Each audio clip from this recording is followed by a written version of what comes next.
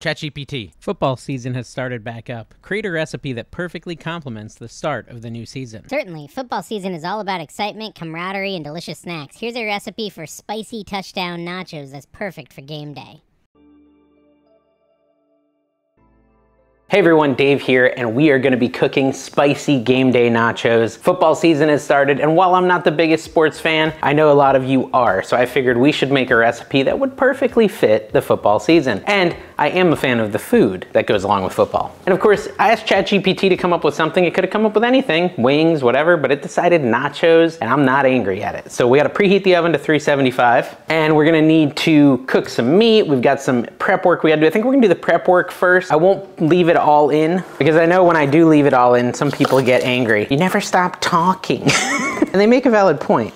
What am I doing here? Why did I do that? I did that because there's like a brown spot in this onion. It's kind of creeping me out. So I was like, yeah, I'll just cut that spot off. How much onion do I even need? I need a half a cup of red onion diced, which is not much. No, it's knife. That's how you lose the sharpness on your knife, is you rub it on your cutting board like that. But yeah, what's your favorite football team, guys? What's your favorite one in the NFL? I don't really have one, but I guess if I had to pick one, I'd pick a close one so I could go to the games. And right now I live in Florida, so I guess I'd go with the Jaguars, because that's the closest to me. I guess I'm a Jaguar fan, guys. I used to live in North Carolina, and I was a Panthers fan, so I just am a fan of whatever's closest, I guess. So guys, if you're new here, you know, we like to, through the power of the internet, the power of artificial intelligence, try new foods and recipes. I'm not a professional cook in any way, shape, or form, and that's kind of what makes this fun, because I'll often screw up, and not on purpose.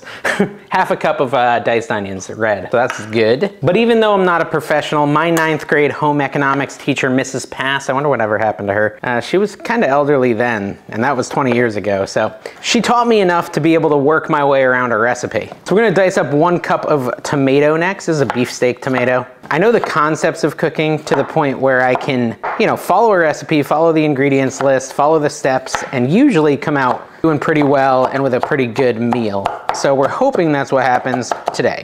But that's where my education kind of stops. The question, would I, if offered, attend a culinary school just to learn how to cook a little better? Maybe, I might do that. That sounds kind of fun. Maybe one day if this channel blows up and I get tons of views on these things, we'll go to culinary school together and we'll vlog it or something. I don't think I'm cut out really for the restaurant chef lifestyle. I just like to cook at home for the family. I've heard a lot of people, I myself have done it too, use bread knives to cut tomatoes. That one didn't really cut. It's kind of hard to get through the skin on them. These are just gonna be tomato chunks on top of the nachos when they're done, I'm imagining, but might as well get them prepped and ready to go for when we get to that step. It's also kind of a matter of moving around cameras. It's a pain in the butt to move cameras around, so it's nice to just get everything that needs to be done on this table done before we move to over there, because we are gonna move to over there in just a minute. Okay, so we also need a half cup of sliced jalapenos. Last time I prepped jalapenos, it went really, really poorly. I got like the jalapeno juices on my fingers, and then I touched my eyes and my mouth and my nose, just like all that got touched with my hands, right? And so I went and I Googled how to make it stop burning, because it was burning really bad. And I didn't use, I'm literally using a plastic bag to avoid it this time. That's how scared I am. But I Googled how to avoid it. And the first thing Google came up with was vinegar will counteract the capsaicin spice or whatever like that. And so I went and I took white vinegar and I just put it all over like my eyes and my mouth, and my whole face like broke out in this insane rash. So now I'm kind of terrified of jalapenos. So now I'm just gonna be like a little more careful and use this little bag. All right, so I took those over to the sink and I got most of the seeds out. Seeds hold a lot of the spice. You can leave them in if you like it super spicy, but I don't. So there's my half cup of jalapenos. Now the title is literally Spicy Game Day Nachos, so if that's what I call the video, you're probably here for the spice. So I imagine you'll leave the jalapenos, maybe even add more jalapenos than this with your nachos. I'm slicing up some green onions now, just the yummy bits. Although the white part of the green onion's good too, but you generally have to cook it to get to the yum. I don't know, tell me if you disagree with that. I'm gonna chop up some olives. I hate olives, but this is what ChatGPT, I gotta be super buff to do that. What ChatGPT wants us to do, so We'll get a couple. We'll put a little coverage of olives, but not much, on all the parts I'm not gonna eat. Now, I've made a nacho recipe on this channel before, and when I did, it was the first time I had done this, but the recipe had refried beans. And I decided on that day, in that video, the only good nachos are the nachos with refried beans. They're just that good. And I had been fearful to try refried beans on my nachos up to that point, but I'm glad I gave it a shot. Okay, so here we go. These are gonna be our toppings. Red onion, tomato, olives, jalapeños, and green onions. We're also gonna use some guac. You can make it yourself. I just got it at the store. Some salsa is gonna be used, and then we've got some cheese we gotta prep. So for cheese, they say freshly shredded. Oh, wow. My Instacart shopper screwed me, guys. Technically, it says Monterey Jack and cheddar mixed, or you can use all cheddar. So this is supposed to be Monterey Jack. They gave me pepper jack. I'm not gonna eat that. We'll just use the cheddar and that's fine. Not a huge deal. We need 2 cups of cheese. I think this is gonna be this might be 2 cups, we'll see. Maybe not, might not be enough, but I might have more cheddar in my fridge. I'll check. Check for cheddar. So we're just gonna freshly grate the cheddar, and this will take me a couple minutes. I won't make you watch me do the whole thing. Yes, you could totally just use cheddar in a bag, but I do find with cheddar, it is better to use the fresh stuff than to use the cheddar in a bag. Although, I don't know. The reason for that is supposedly they put something on the shredded cheddar that is in those bags to make it maintain its beautiful appearance, and that can alter the flavor a little bit. So, I don't know. Look it up. I'm not a source of information, really. I'm just here to have some fun.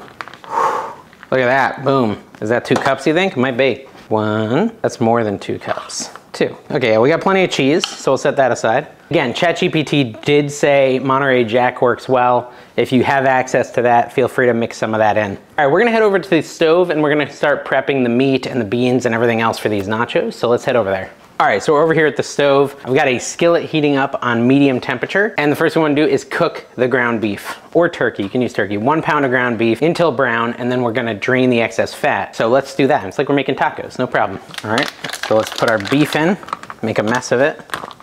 All right, so I got the ground beef in here. We're just gonna break it up a little bit while it cooks on medium high. I'm gonna try to brown this. All right, so this beef is almost done. Man, talk about some greasy beef. This is organic beef from Aldi's, and it looks very greasy. I'm glad they're having us drain it. All right, this looks pretty good. I'm gonna go drain out the grease. Okay, so drain the excess fat. Now we're gonna add the taco seasoning. And I just got a generic thing of taco seasoning mix. You can get whichever one your grocery store may have. We're gonna add that to the beef. I'm gonna turn down my heat a little. Seems like it's a little too high. Oh, it says follow the packet instructions. Packet instructions say, oops, I forgot to do that. Oh, water, I'm supposed to put water in here. How much water? 2/3 cup of water. Put the water in there. There we go. Then I can leave the heat fairly high. The water will stop it from burning. All right, so I'm glad I realized that quick. It says to bring this to a boil on the packet instructions. And like I said, it says follow the packet instructions, so we'll do that. And the package says, bring to a boil, reduce heat and simmer. Oh, let's bring it to a boil, so I'll crank it up to high. Reduce heat and simmer uncovered for 3 to 4 minutes, stirring frequently. Okay, let's get it up to a boil. All right, we're boiling, so now let's bring it down. Let's drop my spoon on the ground, bring the heat down to like a medium to simmer. My dog's excited. So we've been letting this simmer for about 2 minutes and it's starting to thicken up. This is gonna be part of our topping for our nachos. Now, last time I made nachos, you can see that recipe on this channel too, they had me mix the refried beans into the beef and cook them. It doesn't look like we're doing that this time. This time it looks like we're just gonna go over there and assemble them. So let's head back over to the other part of the kitchen and we'll get this thing assembled. All right, so we're back here assembling the nachos. We gotta take our chips. And I'll be honest, I'm not super excited about what chips were in stock. We're gonna layer half the chips down as like a base layer for these nachos, like so. That's your base layer. We're then gonna take half of the refried beans, which is just a can of refried beans. Somehow it wants us to try to evenly distribute these over the chips, but they're kind of like not really pliable. I don't know, I'm just gonna pour it out. Maybe I might just use my hands, which I did just wash. I think that's the way to do it. Although, I don't know, do people really want you touching their refried beans? It's a little suspect, but that's how we're gonna do it because I can't think of another way to do it right now. That's why I kind of liked it when we heated them up with the ground beef because that made them kind of pourable. All right, so half the refried beans, like so. Ugh, now I gotta wash my hands again. I wanna take half of this cooked beef and put that on the nachos. Okay, like so. Now we take half of our cheese, So about a cup of cheese, put that over the nachos. I mean, this is where I would be likely to go overboard because can you really have too much cheese on your nachos? I think not. Now we're gonna add, again, is it half? Yeah, half of the onion. So some of them aren't chopped up quite perfectly, but spread those out. Half of the jalapenos and half of the tomatoes. This is a pretty big pan. I don't know if they really wanted me to use this big of a pan. The outskirts are having a little issues. And then we can add the black olives, which I'm not gonna add right now because I wanna be able to see them. I don't want them sneaking up on me as an olive hater. Oops. Add the rest of the chippies on the top layer here. There we go. And again with the all the other ingredients, refried beans, just basically repeat the process. I kind of take issue with ChatGPT calling these spicy game day nachos. While there is jalapenos, there's not that many. You know, it's my fault for removing the seeds, which will make it very unspicy, but still, it just doesn't seem like even with all those jalapenos, even if you left in all the seeds, I don't think it would be all that spicy. I was assuming they were gonna add some sort of other flavoring that would make it super spicy. And they just didn't do that. Just a couple jalapenos. I actually like pickled jalapenos. I'm gonna add some olives over in this corner so we can try them. And then let's load on the cheese again. Cheesy cheese. All right, so I'm gonna put this into the oven. Oh, did you notice? I just noticed I forgot to put the rest of the beef on it, guys. I forgot to put the rest of the beef. That would have been bad. Typical Dave. Like I said, not a professional cook, guys. We're just having some fun, trying some homemade recipes, see how they come out. Let's add the beef. It's okay that the beef's on top of the cheese. I actually don't mind that. I think technically you're supposed to put the beef in before the cheese. Maybe I'll add a little more cheese to the top. Just adding a little bit more cheese. This one's the store-bought, so it's not gonna be as good, but that's all right, we'll mix it in. All right, now we put it in the oven at 475 for 15 to 20 minutes until the cheese is melted and bubbly. This comes out of the oven, we're gonna put sour cream, guac, salsa, and green onions, and cilantro. Did I get cilantro? Okay, so here we are. Nachos are almost done. I did find cilantro. I did buy some, so I'm gonna just slice it up a little bit. I do love cilantro, so I'm glad I got some. I didn't remember buying it, but I guess I did. I didn't even use all the olives. No one in my house really likes them, so it just doesn't make sense. All right, so nachos, let me check on them. Yeah, they look pretty good, pretty done. All right, here are our spicy game day nachos. We're gonna get right into it. I'm gonna get a piece with like a little of everything on it if I can. Can I do so? Look at that cheese all melty. Oh wait, they're not done. Hold on, I forgot. Silly Dave. You're supposed to add guac. Of course, you need guac. We'll just add some chunks of guac here. There's probably better ways we could do this than just giant chunks, but you know, I figure it'll be all right. Some chunks of guac. It says to add some salsa, which this is kind of the stuff I would set aside and let people add themselves. But the recipe says to add it here. But if I was you, I would just set these as optional sides, and also some sour cream. Throw some sour cream up there. Again, I don't think they're gonna be spicy at all. Definitely game day nachos, I'll give them that. And they look delicious. Let's take some green onions. Almost forgot all these ingredients. And some cilantro. Boom, boom, boom. What does Emerald say? I don't know.